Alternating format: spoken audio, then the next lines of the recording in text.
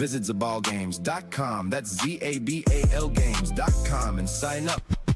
Decentralized energy, let's talk about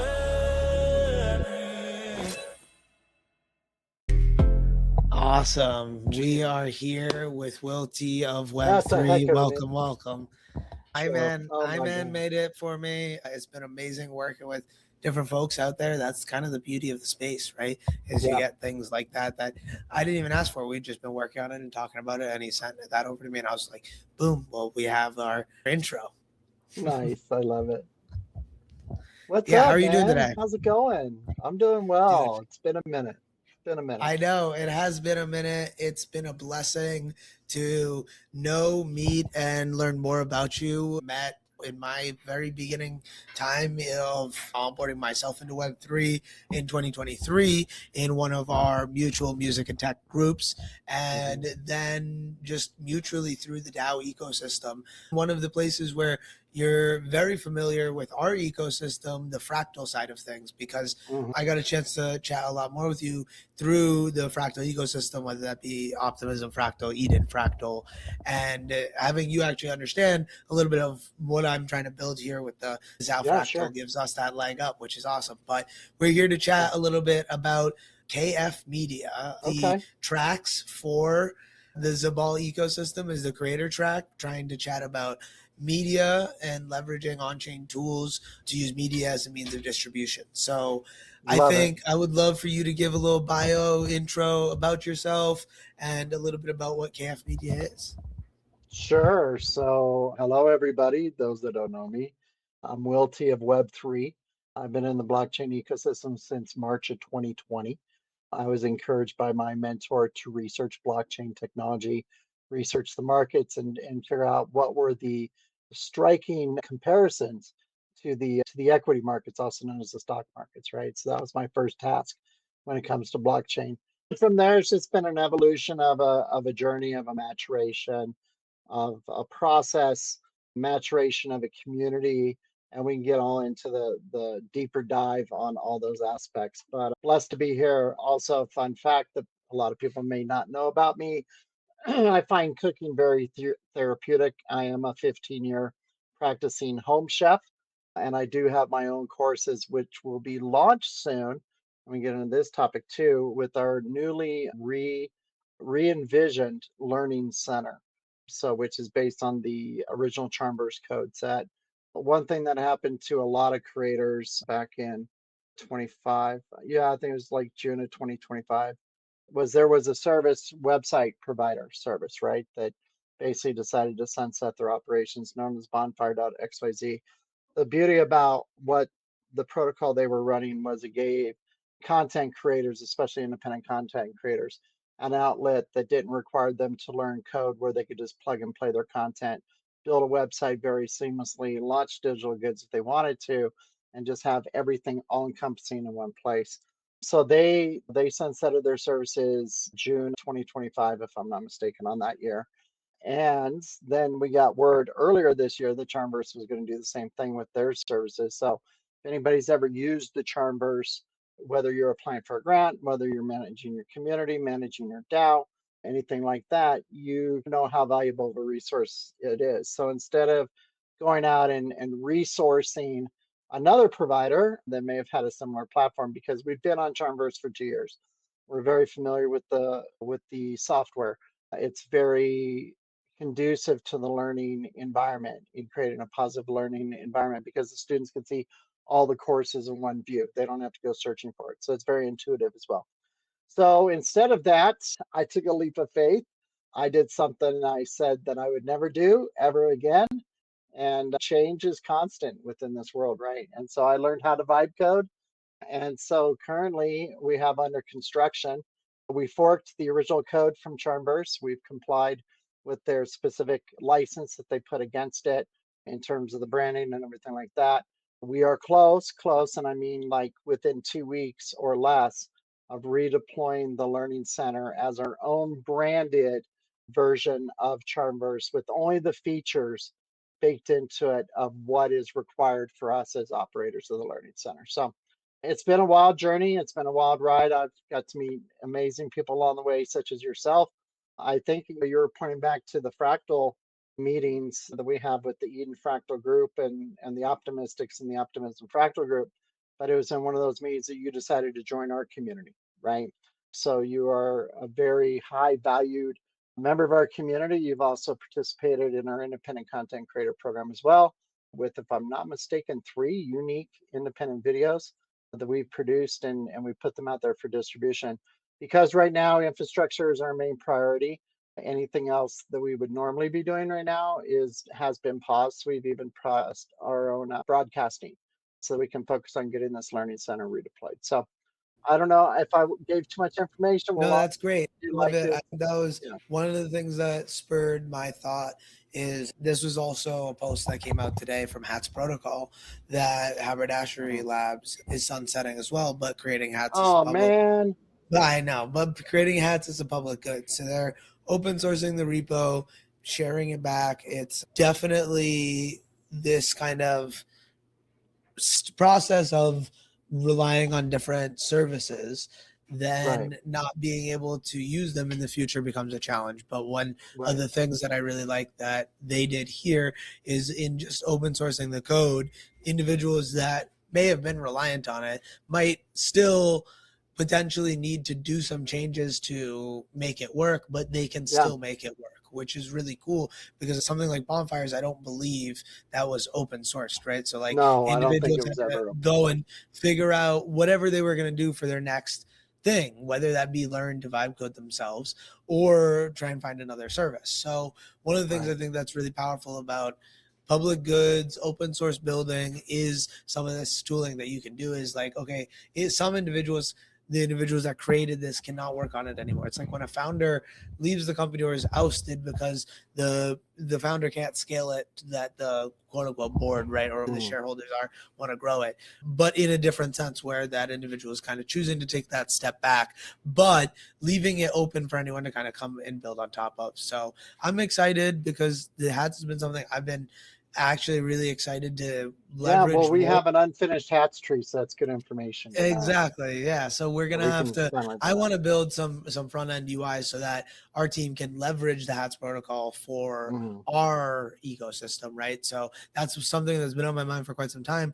Now that this is out there, and there are probably some more individuals that are interested in that, I think that would be a great topic of conversation. Maybe that'd be a great space for us to have a little bit of a longer convo about. But Yeah, I no wanted to doubt. have that conversation about decentralization, sunsetting protocols, being reliant on different individuals and services, and how in the media space we can do different things like potentially vibe coding Mhm. your own tool to help distribute your media, but also make sure that you are less reliant on things outside of your environment. Right.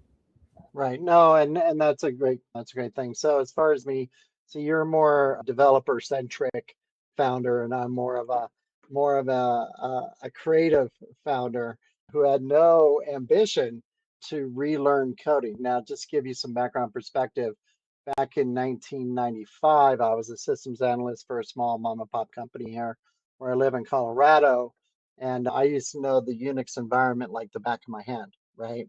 And then from there, fast forward a few years after that, like 5, 6 years, I entered a web design program. And I said, the last thing I want to do is look at code all day after being in a basic HTML class where we had to hand code in HTML a fully functional 20-page website with video embeds, GIFs, pegs, motion, things like that. And I'm like, no, it's not for me. But now that I've reacquainted myself with what AI is capable of right now in its current state, maybe what is not capable of, that is a lot of speculation out there that leads to fear mongering, in my mind at least, about people staying away from AI, but also knowing how simplistic it has become in the past 3 years.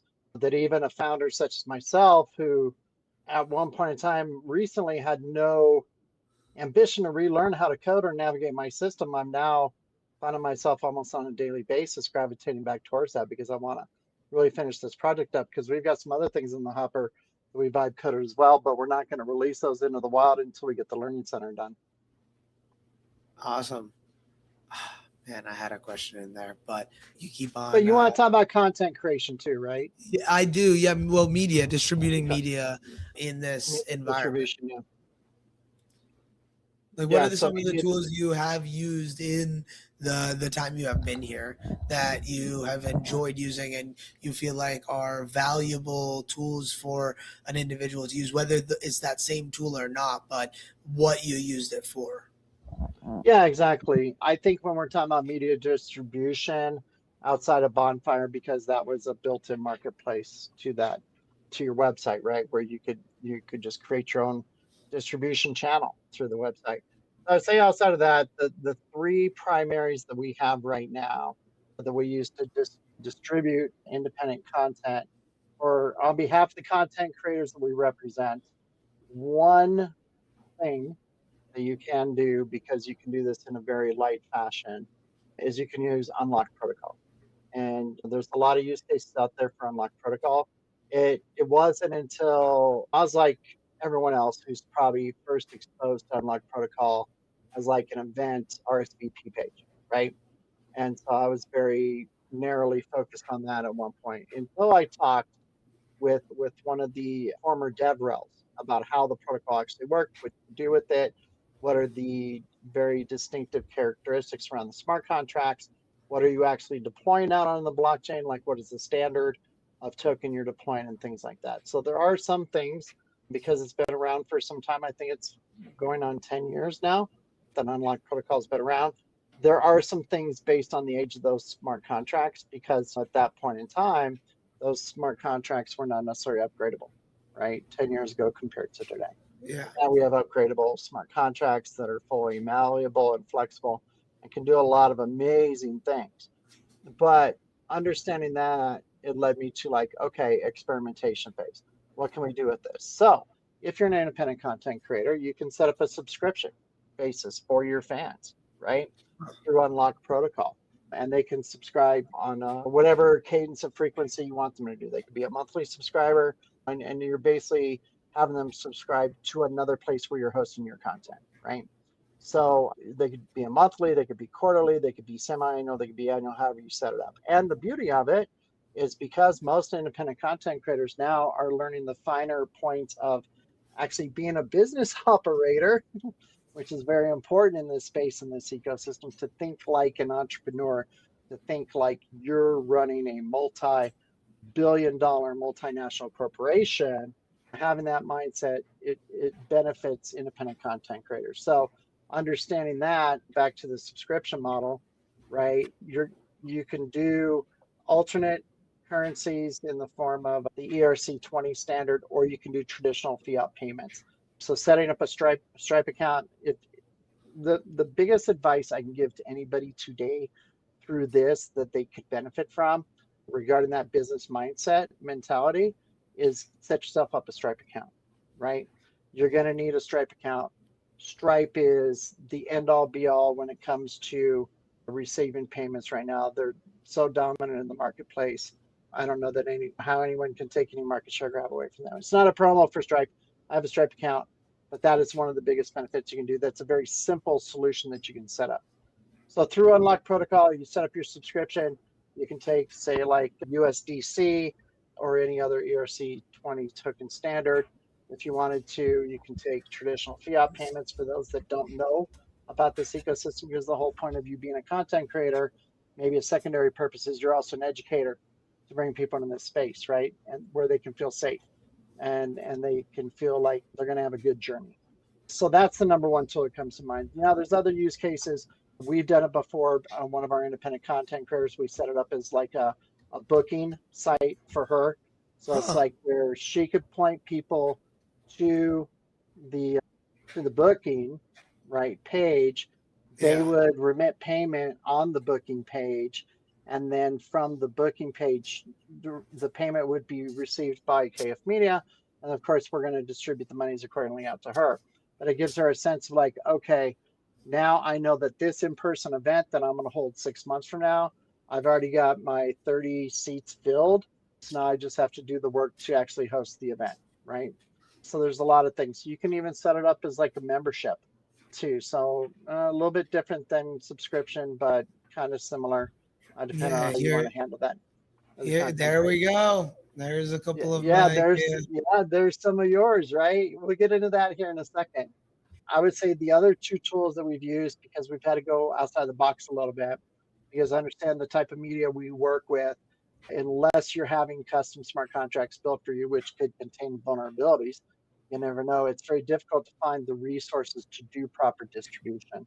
We were fortunate enough to be part of some creator cohorts as of late. So we were able to learn about these tools. I would say the next tool, on-chain tool for us, because they use Arweave, and I know IPFS, which is the Interplanetary File System, has come under scrutiny within the last couple of years or not about being a good file storage system for IP. Another solution out there in the ecosystem is called Arweave. So we do the NFT video distribution through Highlight.xyz, which automatically stores the videos to Arweave, right? So once we deploy that smart contract, the content lives on chain for, I don't know, what is it, 100, 200 years, whatever, long outlasting us for sure. But it's going to be there for a very long time, right? And then that page, because it'll be maintained, will be there for a very long time. So even if people aren't collecting the videos now, if it's video content that has a high level of quality content against it, which is kind of a good segue into KFM Talks, we'll talk about that here in a second, but it's a very equitable way to house your content for future use, right? You could even just start building your portfolio or your product library or your content library very simply using a highlight page and not even direct anybody to it until, say, like 6 months from now, you're like, boom, look at this full catalog of content I've created, right? The other one that we recently learned about, which is more of a Web 2 distribution mechanism, but I really like it because it's taking some aspects of social community and weaving it into the singular platform. So it's not just like a product sales and service site. There are some community elements to it that you can get involved too. And that one's called Contra.com. So Contra is more Web 2 centric outside of the Web 3 ecosystem. So this gives us a variety of options to distribute content that we can do it inside the Web3 ecosystem. We can do it outside the Web3 ecosystem. Once we start seeing some good sell-through rates, then maybe we could set up like a more traditional store like Shopify or Amazon or something like that. But at the end of the day, we have to be able to justify the expense through the sales of the products and services that we offer. 1,000,000%. Wow. Well said. Thanks for sharing so much Yeah. detail. So I will definitely make sure we share some of those URLs. Mhm. And I think Unlock is a great tool and one that I have been interested in trying to think about how we're Yeah. going to use for the ZABAL Games. Well, and you were showing off some of your locks that you've collected along the way based on events or programs you participated in, right? Yeah. One of the ones that you highlighted was for KFM Well, Talks. So, I'll yeah, go back to that, but we'll no, that's fine. So KFM Talks, to put it simply, it's a independent content creator program designed for people who have a message to share that they feel is going to impact other people, right? So building on the inspiration from TEDx Talks, what makes TEDx Talks so great, it's not necessarily the professional production behind it. It's not necessarily that people are speaking on a stage in an auditorium of probably 5,000 people. It's the messages that they're delivering through those talks. That's what makes them so special. Plus, they're bite sized, right? So they're not like exorbitantly long videos traditionally, like you'd see like at a conference setting or something like that, where you got like a 40-minute talk or a panel discussion, whatever, right? So they're more bite sized. A lot of them fit into that 10 to 12-minute category because the message is so powerful. It does draw the audience member into that actual talk itself so that they can be fully immersed and be able to absorb the information that's being shared. So the design of this program, we've already gone through successive iterations. We'll be relaunching this again soon once the Learning Center's up and running another summer edition program of it. But what I will say about it is that we got a very good response. We already have our proof of concept, which is that we can manage, operate, and facilitate and execute similar style programs using nothing but Web3 tooling, right? And so at the end of the day, we already mentioned it, but the primary tool we use for that is Unlock. We'll set up an event page to gauge interest. We'll pull everybody into a private Telegram group where they get to know each other, and they can congregate, and they can have fellowship, and they can get to know the other creators part of the program as well. Then from there, we do set up, once they book their recording, come in, complete the recording, we will set up another dedicated page just for themselves that says, yes, you were here and you participated in this program, right? And then we have some other Web3 centric tooling also, but just going back to the distribution side, eventually the final product ends up on Highlight.xyz and Contra, both of our primary distribution channels. And then we'll do some initial marketing to kind of ramp up demand, but then we hand it over to the independent content creator to really go to town in their community and start driving some sales. The benefit to it is we don't operate like a traditional agency model, whereas an independent content creator, you're only going to get 30 to 40% of the proceeds from the sales. We can do better than that. Web3, we have the opportunity to do better than that. So you're going to get a bigger chunk of the pie, closer to the 85 percentile range on the proceeds from the sales, because we want to empower you to be able to go back. And if you need to get another tool, or if you need to get a new software, so you can have a more professional production on your content that you're creating, we want to empower you to be able to do that. Amazing. I love it. In our last few minutes here, do you want to share anything about the website, where people can Yeah, find you? Do you sure. want to share as we're getting into our last few moments? Well, yeah. So the primary thing is kingfishersmedia.io, kingfishersmedia.io. It's all one word. Awesome. This is our newly revamped website. Like I said, when Bonfire sunsetted their services, we didn't have a website. We didn't have a website for 10 months. One of our community members talked to one of his friends who he knew was experimenting with web dev and said, hey, do you want to build a website for the community that I'm a part of, and I'm part of their marketing team? He's like, sure, let's talk about it. What I was so impressed is when I saw the original wireframe on this, I was like, this is so clean and so basic and intuitive, and it doesn't need to be fancy, or it doesn't need to be like how a lot of people, they put too much stuff in their website, and so it creates distractions, right? So this is like a distraction free. Also, it helped that when I was in a web dev program myself, I learned about information architecture. So from information architecture perspective, the layout of this website makes sense. But yeah, you go through our mission, our vision, our community, who we are, go through our different programs, our social audio broadcasts when we bring them back, upcoming events. As you see, we got room for everyone. Our education passports, which gives you into our learning center, the different programs we have. So KFM Talks is one of those. I'm not sure where the watch talks. Don't click on that. I'm not sure where that's pointing right now, but I'll take a look at that. And then here's the distribution, right? So here's the distribution, product sales. So you get the on-chain collectibles, the on-chain content, or the digital downloads. And you can go to any of our stores there. At the very bottom, media features, by the way, this one will be added onto the podcast once the replay is available. But we have different spaces we've been in, different print periodicals we've been mentioned in, or they've done full-blown articles on us in different podcasts we've been on. So partners and sponsors, these are our official partners and sponsors for right now, who we have a fully developed relationship with. Now, there may be some other ones that are like unofficial, or we don't want to necessarily put them on our website unless they're an official partner. And then contact us. So below the grant programs, you can see the life cycle of all the grant programs we've ever been in. This MobFi, I don't know what the exact status is. It's supposed to be like a Telegram game for community engagement, but here's our get in touch page, right? So this is where people can find us. You can email us.io. You can join our Telegram community. You can follow us on X, follow us on Farcaster, follow us on the Base app. You can even just fill out this simple form. We don't care if you just say Anon. We don't care what your name is, right? You don't have to dox yourself. Put in your name, your email, shoot us a brief message. Tell us how we can help you, or tell us how we can improve our community to be a stronger community.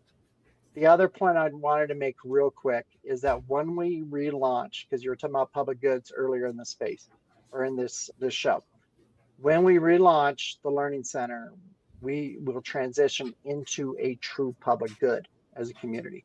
We're not going to have anything in our ecosystem that's token gated anymore. Everything will be free, open opportunity to anyone who finds us. And the other important piece of that is we're transitioning our organizational structure from a traditional for-profit business into a decentralized, unincorporated nonprofit association later on this fall. That's going to happen in Q4. So we're making that move. The main reason why we're doing that is because when I was exploring funding opportunities, there's a lot of funding opportunities that are well, let's just put it this way. There's less funding opportunities for for-profit organizations than there are for nonprofit organizations. So I'm very excited about making that change to the organizational structure and then kind of seeing what comes down the pike from there. Awesome. Well, thank you so much, Will. Thanks for joining anyone who's listening in, and have a wonderful rest of your guys' day. Do you have any last words, Will? You know, the only last words I could probably leave anybody with that would benefit them is maintain your childlike curiosity, be open to exploration, and in most cases, just go with the flow. Keep it a Zali, from the Zal down, come proper. We eat rappers for lunch, and there's some left, we eat them for supper. I keep it a Zal, homie, a Zali. Heard the streets calling E3. I man to assignments, now the whole world hear about me.